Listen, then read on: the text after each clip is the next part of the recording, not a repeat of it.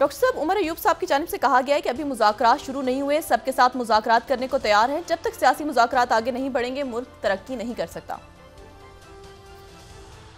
Truck की बत्ती है जी, ये मुज़ाकरात जो हैं ये ट्रक की बत्ती हैं। इनके दरमियान मुज़ाकरात कैसे होंगे?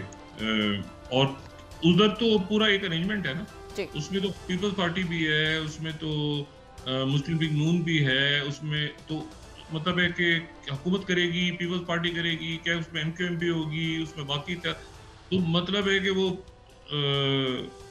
कैसे, मतलब वो मुज़ाकरात किससे होंगे, क्या शराइत होंगी, कैसे, अभी उसकी मुझे तो कोई अभी क्लैरिटी उनकी नजर नहीं आ रही।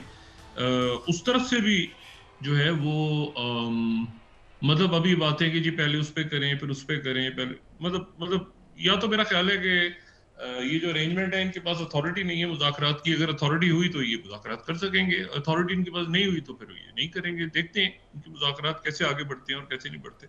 मौलाना साहब का भी मामला चल रहा है और आज जो है वो सुप्रीम कोर्ट का भी फैसला है, ये कमिंग डेज में इस पर बात करेंगे। ये सेटअप नहीं चल पा रहा, ठीक है ना, मुल्क के इश्यूज हैं और जो खित्ते के हालात हैं उसमें ये अरेंजमेंट नहीं चल पा रहा। पार्टियां कैसे, पॉलिटिकल पार्टियां कैसे स्टैंड लेती हैं वो क्या मैं बहुत दफा दोहरा चुका हूँ। मैं जरा थोड़ा सा पिछले 24-48 घंटों में जो मामलात हैं उस पर जरा नजर डालते हैं। मुशाहिद सईद साहब के साथ तवील नशिस्तें हुई और उसमें उनसे भी बात हुई सूरत हाल पे। देखिए ये जो अभी जो ताज़ा तरीन सूरत हाल वहाँ डेवलप हुई है उसमें यह है कि एक तो 8 मुल्कों को जो नई वहाँ पे जो मुख्तलिफ बागी ग्रुप्स हैं जिनकी अभी कोई शक्ल हमारे सामने एज सच इमर्ज होके नहीं आई कि क्या ये एक ग्रुप होगा जिसको हरकत तहरीर शाम लीड करेगी और मोहम्मद बशीर उसमें डेमोस्कस में होंगे और पूरे सीरिया को कंट्रोल कर लेंगे, या ये है कि सीरिया जो है वो बैल्कनाइज हो जाएगा आगे और उसके मुख्तलिफ हिस्सों में, क्योंकि मुख्तलिफ मलेशियाज और फौजें पहले ही मौजूद हैं, मलेशिया कह लें या उनके जो जैसे भी, या ये सीरिया जो है ये बैल्कनाइज हो जाएगा, ये मुख्तलिफ हिस्सों में तकसीम हो जाएगा, ये भी देखना है हमने। और क्या जो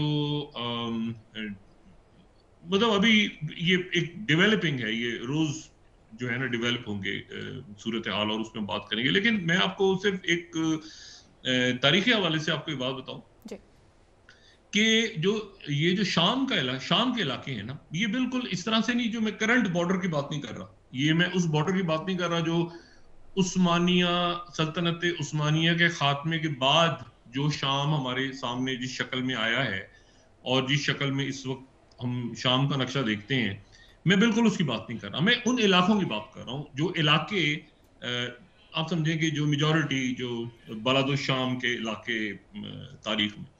अच्छा, ये जो इलाके हैं ना सारे, ये जाहिर है कि हजारों साल पुरानी तहजीब है और यहाँ पे जो है वो दमिश्क तो यानी आप इस तरह से देखें ना कि जो कदीम तरीन दुनिया के शहर आबाद हैं आज भी, उनमें से एक दमिश्क है। अच्छा, लेकिन एक बात ध्यान में रखें कि ये जो है ना जरा हम लें अगर उन इलाकों को जो कि शाम के इलाके हैं, जो सीरिया के इलाके हैं, आज के सीरिया के, या माजी में भी जो बलादु शाम है और ये सारे, तो वो जो है वो एक दौर ऐसा हमें नजर आता है जहां से अगर हम चले जाएं तारीख में और जरा कोई इंटरेस्टिंग कोई एक लम्हा उठाएं तो हमें नजर आता है कि जो साइरस आजम थे, यानी मैं बात कर रहा हूं ईरान और शाम, इस वक्त 2 मुल्कों के हम जिक्र कर रहे हैं ना कि ईरान और शाम के जो ताल्लुकात आपस में रहे हैं, तो उस तनाजुर में जरा बात करते हैं। तो उसमें ये जब हम जाते हैं ना तारीख में, तो हम अगर फर्ज करें नुक्ता उठाते हैं साइरस आजम का, साइरस द ग्रेट, तो साइरस द ग्रेट जो कि अखमीनी रियासत जिनकी कायम हुई थी, तो वो जो रियासत है वो रियासत ऐसे कायम हुई थी कि साइरस आजम जो है वो फारस से या पर्शिया से उठे थे और उन्होंने जाके, साइरस आजम ने जाके कब्जा कर लिया था, फतह कर लिया था ईरान के बादशाह साइरस आजम ने पूरे के पूरे शाम के इलाके को। और यानी अब ये बात बड़ी इंटरेस्टिंग है कि फारस का ईरान का जो बादशाह था उसके मातहत वो सारे इलाके रहे थे जो आज शाम के, ठीक है ना। ये इंपॉर्टेंट बात है कि शाम जो है एक दौर में वो ईरान के बादशाह के अंडर रहा है। अच्छा, हिस्ट्री बड़ी, बार दफा आप हिस्ट्री को पढ़े ना तो बड़ी एक इंटरेस्टिंग बात नजर आती है। तो साइरस आजम के अंडर ये पूरा का पूरा जो है वो ईरान का इलाका था। और उससे पहले यहाँ पे बाबुल की तहजीब थी या आशूरी थे वो लेकिन मैं चले यहाँ से ले रहा हूँ कि साइरस आजम से जो उसके बाद आए। तो साइरस आजम जो है वो उस वक्त तक रहे जब तक कि सिकंदर आजम ने फतह नहीं कर लिया। अच्छा, सिकंदर आजम ने जो फतह किया इसको 330 कबल मसीह में, तो फिर ये साइरस आजम की जो पूरी सल्तनत थी वो टूट गई। अच्छा, वो टूटी किस तरह से, ये बात बड़ी इंटरेस्टिंग है। वो जो है वो टूटी जो है वो दो हिस्सों में। एक वो टूटी, मतलब फिर तो वो आ गए ना इसके बाद, मैं उस दौर को भी छोड़ रहा हूं जब यहाँ सासानी आ गए और यहाँ पे जो सलवाकीज आ गए, उस सबको छोड़ दें आप। लेकिन फिर कुछ अरसे बाद एक बड़ी इंटरेस्टिंग डेवलपमेंट होती है। वो इंटरेस्टिंग डेवलपमेंट ये होती है कि यहाँ पर जो सासानी है, सासानियों की और बाजंतीनियों की लड़ाई होती है आपस में। अब ये है इंपॉर्टेंट पॉइंट। ये पूरा जो इलाका है, यानी कौन सा इलाका, ईरान और शाम, ईरान और शाम। अभी मैं इसमें अरब इलाके यानी जो यानी ये हम बात करें ना इस्लाम से पहले की, इस्लाम के आने से पहले की, तो यहाँ पर ये पहले एक सल्तनत है, फिर सल्तनत सिकंदर आजम आया, फिर मुख्तलिफ तहजीबें आई। लेकिन फिर ये होता है कि यहाँ पर ये जो इलाका है ये बाजंतीनियों में और सासानियों में तकसीम हो जाता है। सासानी जो है वो ईरान में है और जो बाजंतीनी है वो शाम में है, ठीक है। अब बाजंतीनी कौन है? बाजंतीनी है वो जो कि ऑर्थोडॉक्स क्रिश्चियंस हैं। तो ऑर्थोडॉक्स क्रिश्चियंस कौन है? जिनका फटा हुआ है, जो ग्रेट शिज्म हुआ है और उसके नतीजे में जो ऑर्थोडॉक्स क्रिश्चियन एक तरफ आ गए हैं, रोमन कैथोलिक अलग चले गए। तो सीरिया जो है, शाम का जो इलाका है वो बाजंतीनी सल्तनत के पास है। यहां पर जो ऑर्थोडॉक्स क्रिश्चियंस हैं वो हैं, और जो सासानी हैं जो ईरान में हैं वो हैं जरतिश को मानते हैं वो, ठीक है। वो मतलब उनका मजहब जो है वो जरतिश मजहब के हैं वो। और इन दोनों की लड़ाई हो रही है आपस में, ठीक है। इन दोनों की लड़ाई हो रही है, यानी ऑर्थोडॉक्स क्रिश्चियन स्टेट की और जो जरतिश्त हैं उनकी। और उसके बाद फिर यानी इस तरह से होता है कि जब इस्लाम ये फतूहात का आगाज होता है तो जंग यरमूक, ठीक है, हजरत उमर बिन खत्ताब रज़ी अल्लाह ताला अन्हु उनके दौर में जो जंग, अब ये यहाँ पे जो जंग यरमूक है उसमें मुसलमान बाजंतीनियों से लड़ते हैं। बाजंतीनी कौन है? जो कि शाम में मौजूद हैं और ऑर्थोडॉक्स क्रिश्चियंस हैं। तो उनके साथ जो है वो हजरत खालिद बिन वलीद रज़ी अल्लाह ताला अन्हु, उनकी क़यादत में जो लश्कर है वो बाजंतीनियों से लड़ता है, क्रिश्चियन से लड़ता है ऊपर, यानी सीरिया के इलाकों में, ठीक है। फिर दमास्कस और दमिश्क तो फिर उमवी खिलाफत में जो है वो उनका कैपिटल भी रहता है। अच्छा, और काफी अरसे तक। अच्छा, लेकिन जो ईरान है वहां पे जो लड़ाई होती है, जो जंग होती है, जंग कादसिया, वो होती है सासानियों के साथ, ठीक है जी। सासानियों के साथ होती है और वो फिर जब मदाइन पे कब्जा होता है तो वो उसके बाद यहाँ पे खत्म होती है। यानी तारीख में ये बात बड़ी इंटरेस्टिंग है कि जो एक दौर ऐसा है कि जब बाजंतीनी सल्तनत है सीरिया की शाम में, तो बाजंतीनी सल्तनत का जो कैपिटल है वो तो कुस्तुनतुनिया है, ठीक है। बाजंतीनी सल्तनत का जो ये कॉन्स्टेंटिनोपल है उनके।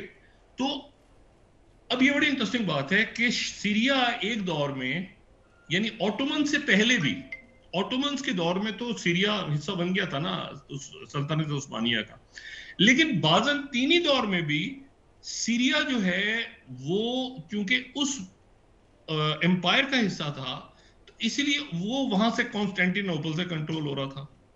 और एक तारीख में दौर ऐसा भी आ रहा है जब सीरिया कंट्रोल हो रहा है पर्शिया से, मदाइन यहाँ पे इन इलाकों से, क्योंकि यहाँ से साइरस आजम ने किया वो। ये बड़ी इंटरेस्टिंग बात है।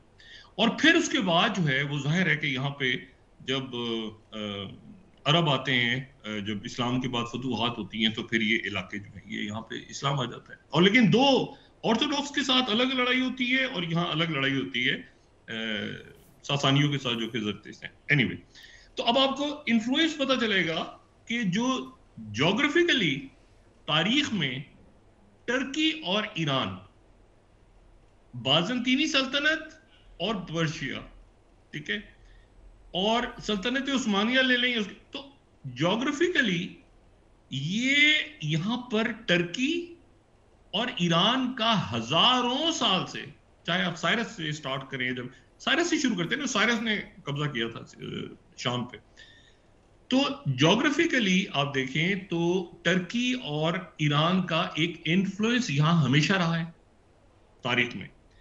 और ये तारीख जो है ये सल्तनत उस्मानिया तक आप ले जाएं तो सल्तनत उस्मानिया में तो ये हिस्सा रहा उनका पूरा शाम, और फिर फ्रेंच मैंडेट में आ गया और फिर सब। तो अच्छा, अब आप आ जाएं इस बैकग्राउंड के साथ, आप मतलब ये ज़हन में रखें कि ये तारीख में हमेशा ये पर्शिया और जो है वो ऑटोमन्स और बाज़ंतीनी सल्तनत और इनके दरमियान सीरिया चलता रहा है और उनका इन्फ्लुएंस हमेशा रहा है, हमेशा रहा है, ठीक है। और आपस में लड़ाई होती रही है, जंग, यानी जब मुसलमान यहाँ पे इस्लाम नहीं आए तो उससे पहले दोनों की लड़ाई हो रही थी जबरदस्त किस्म की, सासानियों की और बाज़ंतीनियों की पूरी। और ये जो बाज़ंतीनी एम्पायर तो बहुत बड़ी थी, तो उसमें जो सीरिया का इलाका है ना, वो मैदान वो फोर फ्रंट पे था, यहाँ फौजें लड़ती थी, यहाँ लोग मारे जाते थे, ये मैदान जंग था। बाज़ंतीनी एम्पायर तो बहुत बड़ी थी ना, वो कॉन्स्टेंटिनोपल ऊपर था, लेकिन जो सासानियों से लड़ाई होती थी वो यहाँ होती थी सीरिया में। एनीवे, तो हिस्टोरिकली ये इन्फ्लुएंस है। और फिर उसके बाद अरब यहाँ आते हैं और यहाँ पे जो है वो लड़ाई होती है और कब्जा होता है, फतह होती है। अच्छा, उसके बाद आप देखें, ये तो एक बात होगी। अब आप आ जाए जरा करंट सूरत हाल पे, लेकिन इस हिस्ट्री को हमने ध्यान में रखना है, ठीक है ना, कि ये हिस्ट्री जो है ये ऑटोमन से पहले की है, ये ऑटोमन से पहले की हिस्ट्री में पर्शिया और बाज़ंतीनी दौर से जो सीरिया है एक लड़ाई का मैदान रहा है बिटवीन सासानीज एंड बाज़ंतीनीज। अच्छा, अब आ जाए इसमें कि अब क्या सूरत हाल है। अब सूरत हाल ये है कि जो पासदारान इनकलाब हैं उनकी तरफ से उनके सरबराह ने कहा है कि हम, जाहिर है कि वहाँ पे जो भी शाम के अंदर सेटअप है उनके हालात को देख रहे हैं और हालात को देख के हम वहाँ पर जो भी सेटअप होगा उसके साथ अपना एक राब्ता रखेंगे और ईरान जाहिर है रखेगा। 8 मुल्कों का शुक्रिया अदा किया है। उनके जो वजीर आजम नामजद हुए हैं मोहम्मद बशीर, जिनका नाम मैंने पहले बताया था काफी रोज पहले, कि वो जो है जुलानी बैकग्राउंड पे चले गए हैं और फ्रंट पे मोहम्मद बशीर आए हैं जो कि पेशे के एतबार से इंजीनियर हैं और वो वहां पे डेमास्कस में वो वजीर आजम, और उन्होंने 8 मुल्कों का शुक्रिया अदा किया है क्योंकि 8 मुल्क जो हैं वो वहां पर अपने सफारत खाने उन्होंने या तो खोल दिए हैं, सफारती काम शुरू कर दिया है, या वो आने वाले दिनों में कर देंगे। तो अब चूंकि सफारत खाने वहां खुल जाएंगे, तो क्या सफारत खाने खुलने का मतलब ये है कि उस हुकूमत को तस्लीम कर लिया गया है? अब ये एक सवाल है कि मतलब उसका स्टेटस क्या होगा, क्या वो हुकूमत जो है जो दमिश्क में होगी वो उसको, अच्छा उन्होंने आइन वाइन तो खत्म हो गया, उन्होंने अभी आज एक ऐलान किया उन्होंने कि जी पार्लियामेंट जो है वो 3 महीने के लिए सस्पेंड हो गई और आइन भी 3 महीने के लिए सस्पेंड हो गया। कौन सा आइन, कौन सी पार्लियामेंट, वो तो सारे दौड़ गए इधर उधर, तो वो तो अब आइन कब लिखा जाएगा, कैसे लिखा जाएगा, क्या होगा, तो वो और कितने इलाके पे डेमास्कस का कंट्रोल रहेगा, ये अब देखना है। लेकिन जो दूसरी इंपॉर्टेंट बात है वो ये है कि उन्होंने 8 मुल्कों का शुक्रिया अदा किया है कि जिन्होंने अपने सफारत खाने वहां पे रखे हैं या सफारती काम शुरू कर देंगे। उनमें सऊदी अरेबिया, पाकिस्तान ने भी, जाहिर है कि सफारत खाना तो पाकिस्तान तो डेमोस्कस में रहेगा, इंडिया का भी रहेगा, रशिया का, सबके रहेंगे डेमोस्कस में, चाइना का, सबका रहेगा। अभी तो उनके नेशनल वगैरह निकल गए हैं, लेकिन जाहिर है कि सफारत खाने तो रहेंगे, खुलेंगे। तो जिन मुल्कों ने वहां पे अपना रखा है, उसमें सऊदी अरेबिया है, कतर है, इजिप्ट है और बहरीन है, और इसी तरह से इटली का उन्होंने इनिशियली शुक्रिया अदा किया। बाकी मुल्कों ने तो अपना सफारती अमला, जाहिर है सिक्योरिटी की वजह से वापस बुला लिया है।